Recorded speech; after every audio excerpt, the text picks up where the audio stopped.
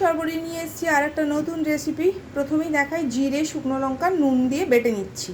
আদা কাঁচা লঙ্কাটাও বেটে নেব।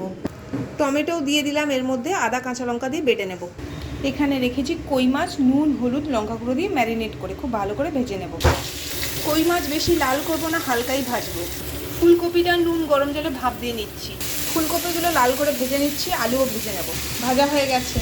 শুকনো লঙ্কা, জিরে, তেজপাতা, পেঁয়াজ কুচি, পেঁয়াজটা ভাজা ভাজা হয়েছে, ভাজা আলু, হলুদ, নুন, আলুও ভাজা হয়ে গেছে। দিয়ে দিয়েছি আদা জিরে লঙ্কার পেস্ট, টমেটোও দেওয়া আছে, এতে ভালো করে কষাবো। ফুলকপি দেওয়া আছে তাই 2-1 দানা চিনি।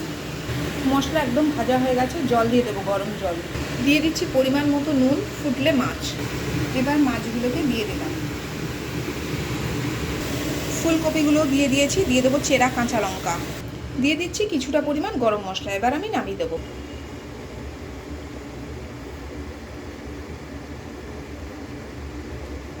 আপনারা কই মাছ এইভাবেই রান্না করে খেয়ে দেখুন, দারুণ লাগবে। কথা